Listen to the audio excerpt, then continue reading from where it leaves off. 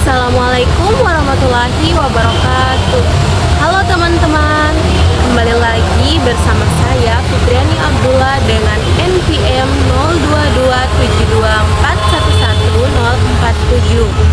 022724111047 dari kelas 3E Prodi Akuntansi Fakultas Ekonomi dan Bisnis. Di video kali ini kita bakal ngobrol santai tapi penuh makna tentang topik yang sangat penting di dunia ekonomi modern ini, yaitu tentang teori keuangan dan perbankan syariah, prinsip dan praktik. Mungkin sebagian dari kalian udah sering dengar istilah bank syariah, bagi hasil atau tanpa riba. Mungkin sebagian dari kalian udah sering dengar istilah bank syariah, bagi hasil atau tanpa riba. Tapi mungkin masih ada yang juga belum benar-benar paham sebenarnya apa sih konsep di balik sistem keuangan syariah itu. Nah, di video ini aku bakal bantu teman-teman buat ngerti dari dasar sampai praktiknya di dunia nyata. Kita bakal bahas apa itu keuangan syariah, gimana sih prinsip-prinsipnya, terus apa bedanya sama keuangan konvensional, gimana sih sistem ini diterapkan di bank dan lembaga keuangan, sampai ke peran teknologi dan contoh nyata di masyarakat. Dan yang paling penting, aku pengen teman-teman tahu bahwa keuangan syariah itu bukan cuma soal halal dan haram, tapi tentang keadilan, keberkahan, dan tanggung jawab sosial. Oke, sekarang kita mulai dari dasarnya dulu ya. Keuangan syariah itu terdiri atas prinsip-prinsip Islam yang diambil dari Al-Quran dan hadis. Tujuan utamanya adalah untuk menciptakan sistem keuangan yang adil, transparan, dan bebas dari praktik yang merugikan. Secara umum, ada 3 prinsip besar yang menjadi fondasi utama keuangan syariah, yaitu yang pertama larangan riba, yang kedua gharar, dan yang ketiga maisir. Yang pertama yaitu riba. Riba artinya tambahan atau bunga yang muncul dalam transaksi utang piutang. Misalnya kamu meminjam uang 1 juta, tapi disuruh balikin 1.200.000. Nah, tambahan 200.000 itu yang disebut riba. Kenapa dilarang? Karena riba bikin salah satu pihak diuntungkan tanpa kerja atau risiko, sementara pihak lain terbebani. Islam pengen keuangan berjalan adil. Kalau mau untung ya harus dari usaha nyata, bukan dari bunga.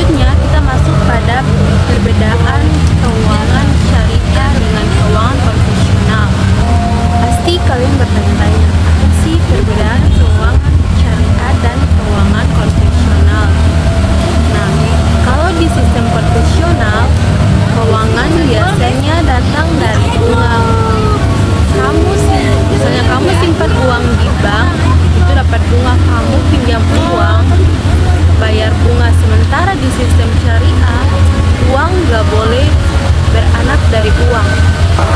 Keuntungan datang dari transaksi real, yaitu dari kerjasama usaha bagi hasil jual beli atau sewa menyewa. Jadi kalau kamu menabung di bank syariah, uang kamu gak cuma disimpan, tapi diinvestasikan ke bisnis yang halal. Kalau bisnis itu untung, kamu dapat bagi hasil. Kalau rugi ya ditanggung bareng. Gak ada pihak yang diuntungkan sepihak. Sistem ini disebut sebagai risk sharing, bukan risk transfer. Itu artinya semua pihak punya tanggung jawab yang sama, bukan satu pihak aja yang menanggung resiko. Kalau dipikir-pikir, sistem ini jauh lebih adil dan manusiawi. Karena dalam Islam, uang bukan sekedar alat cari untung, tapi juga alat buat membangun keadilan sosial. Selanjutnya masuk pada instrumen keuangan syariah. Nah, sekarang kita bahas alat-alat yang digunakan dalam sistem keuangan syariah. Instrumen keuangan syariah ada beberapa jenis, tapi yang paling sering digunakan ada 3, yaitu mudharabah, musyarakah, dan ijarah. Mudharabah ialah sistem kerjasama antara dua pihak, yang satunya mempunyai modal dan yang satunya lagi punya tenaga dan keahlian. Misalnya, kamu punya ide usaha tapi nggak punya uang. Bank syariah akan mengasih kamu modal, lalu kamu yang kelola. Kalau usaha itu untung, hasilnya dibagi sesuai kesepakatan. Nah, kalau rugi, jadi tanggung bareng. Konsep ini mendorong keadilan karena nggak ada pihak yang cuma numpang untung. Selanjutnya masuk pada musyarakah. Nah, kalau musyarakah ini kerjasama di mana semua pihak sama-sama nyumbang modal dan ikut ngelola usaha.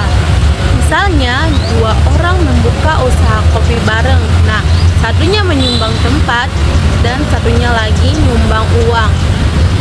Nah, kalau mereka untung ya dibagi sama rata, dan kalau rugi juga bareng. Inilah yang disebut dengan partnership sejati. Selanjutnya masuk pada ijarah. Ijarah ialah sistem sewa menyewa. Misalnya, kamu menyewa rumah atau kendaraan lewat bank syariah, yaitu akadnya jelas dari awal, tanpa bunga, tanpa spekulasi, semuanya transparan, adil, dan halal. Selanjutnya kita masuk pada perbankan syariah. Sekarang kita membahas tentang lembaga dari bank syariah. Fungsi dari bank syariah sebenarnya sama kayak bank biasa, yaitu menghimpun dana, menyalurkan pembiayaan, dan memberikan layanan keuangan. Tapi semua itu dijalankan berdasarkan hukum Islam. Contohnya, kalau kamu membuka buku tabungan bank syariah, kamu nggak dapat bunga, tapi kamu akan mendapatkan hasil. Uang kamu diputar untuk kegiatan ekonomi halal. Kalau usaha itu untung, kamu dapat bagian keuangan. Kalau kamu butuh modal usaha, bank syariah juga bisa membantu kamu lewat akad mudharabah atau musyarakah, bukan pinjaman berbunga. Menariknya lagi, sistem ini terbukti bisa memberdayakan masyarakat, terutama untuk usaha mikro kecil menengah, karena mereka bisa dapat pembiayaan tanpa takut terjebak bunga yang tinggi. Bank syariah bukan cuma lembaga keuangan, tetapi juga sebagai alat pemberdayaan sumber ekonomi. Selanjutnya masuk pada tantangan dan peluang. Tapi meskipun sistemnya ideal, tentu aja nggak selalu mudah untuk diterapkan. Masih banyak tantangan yang terjadi di lapangan. Yang pertama yaitu kurangnya pemahaman masyarakat. Banyak yang masih bank syariah itu cuma ganti nama aja sama seperti bank konvensional, padahal sistemnya beda banget.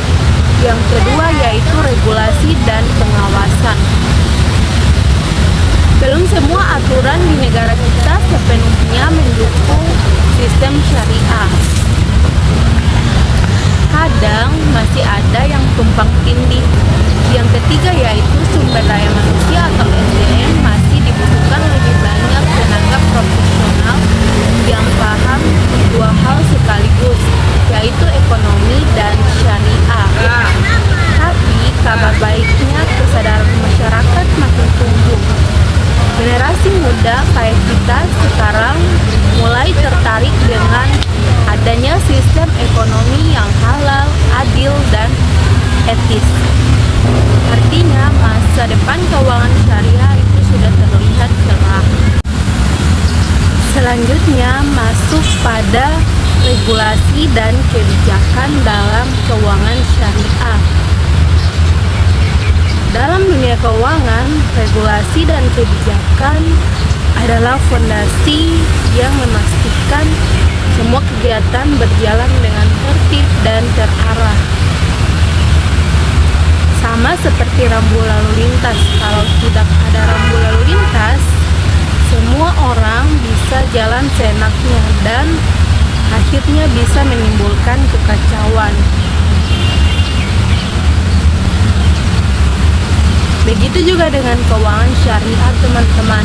Tanpa aturan dan kebijakan yang jelas, sistemnya bisa kehilangan arah dan melanggar prinsip-prinsip Islam yang menjadi dasarnya.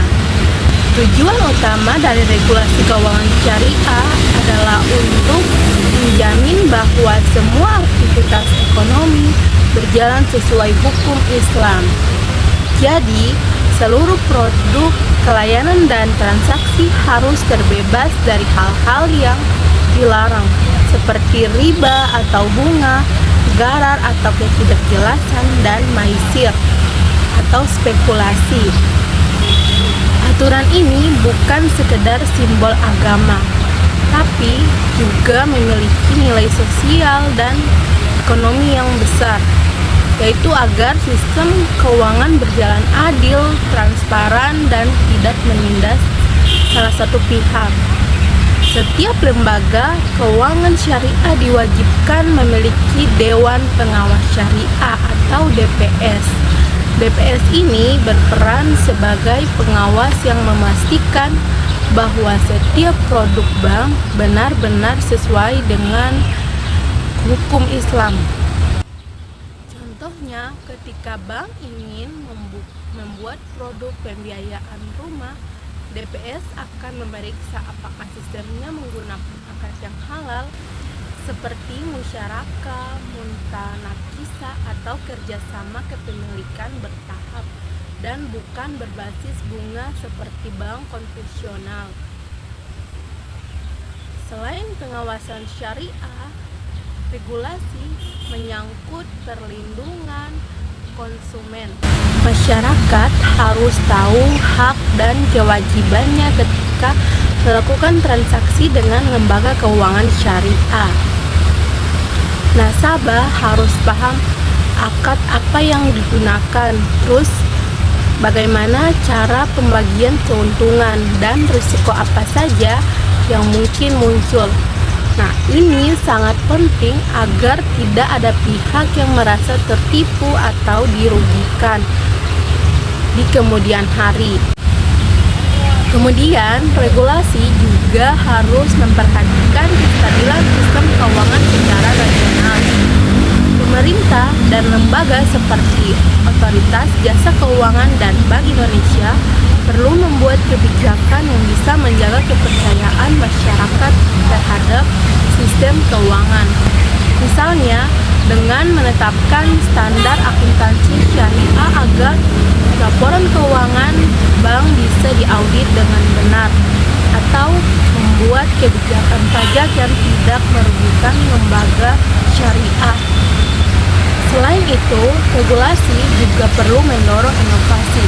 Dunia harus berubah, teknologi berkembang dengan cepat, dan masyarakat pun semakin digital. Maka, aturan keuangan syariah juga harus fleksibel, menyesuaikan dengan zaman. Pemerintah bisa mendukung pertumbuhan fintech syariah. Nah, dalam beberapa tahun terakhir ini, muncul platform digital yang mempertemukan investor dan pelaku usaha secara langsung. Misalnya, lewat aplikasi peer-to-peer lending syariah.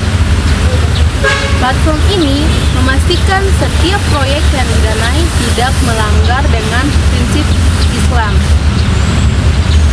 Contohnya, seorang pemilik warung makanan halal bisa mendapatkan tambahan modal dari ratusan investor kecil melalui aplikasi tersebut dengan menyediakan payung hukum yang jelas dan aman.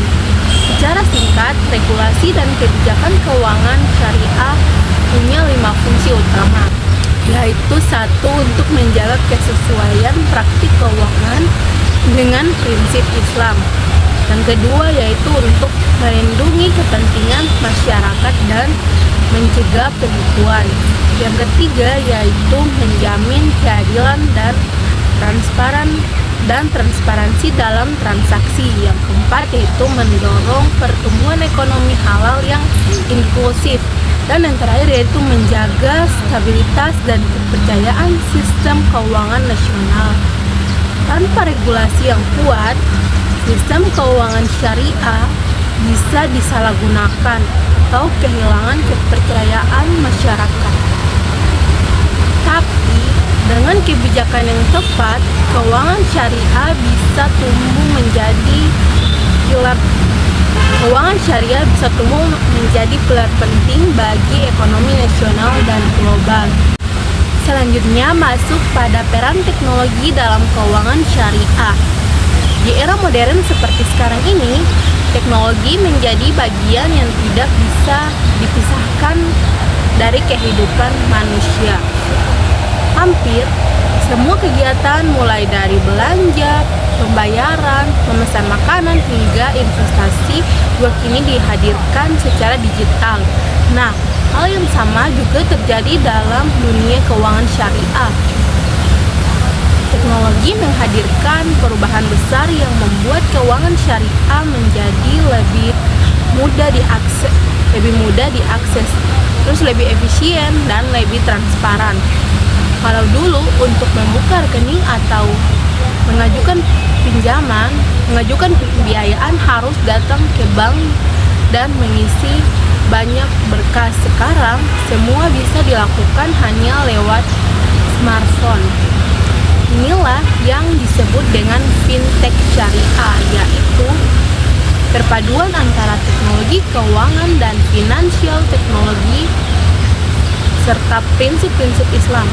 Melalui fintech syariah, masyarakat bisa menabung, berinvestasi, bahkan menyalurkan zakat dan wakaf secara online. Itu dengan cara halal dan efisien. Contohnya, ada aplikasi yang memperkenalkan pemilik modal dengan pelaku usaha kecil secara langsung melalui sistem pembiayaan bagi hasil atau mudharabah. Investor bisa menanamkan modal ke usaha yang dianggap potensial, sementara pelaku usaha bisa mengembangkan bisnisnya tanpa harus terjebak pada pinjaman bunga. Semua transaksi dicatat secara otomatis dan bisa dipantau secara digital sehingga tidak ada kekurangan atau ketidakjelasan. Selain itu, teknologi juga membantu meningkatkan inklusif keuangan. Banyak masyarakat di daerah terpencil yang dulu sulit menjangkau layanan keuangan, sekarang mereka bisa mengakses lewat aplikasi di ponsel. Ini sejalan dengan tujuan keuangan syariah, yaitu untuk membuka kesempatan ekonomi bagi semua kalangan masyarakat, bukan hanya kalangan atas. Teknologi juga mendukung transparansi dan kepercayaan dengan sistem digital. Semua transaksi tercatat dan bisa diaudit. Laporan pembagian hasil, jadwal pembayaran, dan catatan transaksi dapat dilihat secara real time. Hal ini sangat penting untuk menjaga amanah dan kejujuran dalam sistem keuangan berbasis Islam. Namun, perlu kalian ingat bahwa teknologi juga memiliki tantangan dan risiko. Misalnya, keamanan data pribadi, potensi penipuan online, dan kurangnya literasi digital di masyarakat. Karena itu, selain menyediakan platform digital, lembaga keuangan juga harus memberikan edukasi tentang cara menggunakan aplikasi dengan aman dan benar. Singkatnya, teknologi berperan sebagai jembatan antara prinsip syariah dan kebutuhan masyarakat modern. Dengan memanfaatkan teknologi secara benar, keuangan syariah bisa menjadi lebih efisien, aman, dan relevan dengan perkembangan zaman. Teman-teman, biar nggak cuma teori, mari kita lihat contoh nyatanya. Salah satunya yaitu Baitul Mal Wan Tamil atau BMT. Lembaga ini bantu masyarakat kecil dapat pembiayaan tanpa bunga tapi lewat sistem bagi hasil. Hasilnya itu sangat luar biasa teman-teman, yaitu banyak usaha mikro yang tumbuh, lapangan kerja terbuka, dan keluarga jadi lebih mandiri.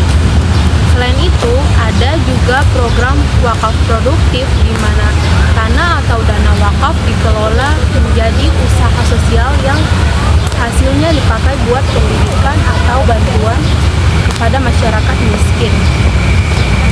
Jadi, sistem keuangan syariah bukan cuma soal bisnis, tapi juga tentang pemberdayaan sosial. Selanjutnya masuk pada nilai sosial dan spiritualitas. Salah satu hal yang sering dilupain keuangan syariah bukan cuma urusan ekonomi, tapi juga ibadah. Karena setiap transaksi dilakukan dengan niat yang jujur, adil, dan bermanfaat buat orang lain. Nilai spiritual yang didapat itu sangat tinggi. Dengan sistem ini, kita nggak cuma mencari untung di dunia, tapi juga keberkahan di akhirat. Nah, teman-teman, nggak terasa ya, kita udah bahas panjang lebar tentang keuangan dan perbankan syariah. Mulai dari prinsip dasarnya yaitu riba, garar, dan maisir, terus masuk pada perbedaannya sama sistem konvensional itu apa, alat-alatnya kayak mudharabah dan ijarah, sampai ke peran teknologi dan dampaknya bagi masyarakat. Intinya, sistem keuangan syariah ini beretika, adil, dan berkelanjutan. Bukan cuma sebagai alternatif, tapi sebagai solusi nyata buat dunia ekonomi yang lebih manusiawi. Terima kasih teman-teman yang udah nyimak video ini dari awal hingga akhir. Semoga setelah kalian nonton ini bisa menjadi lebih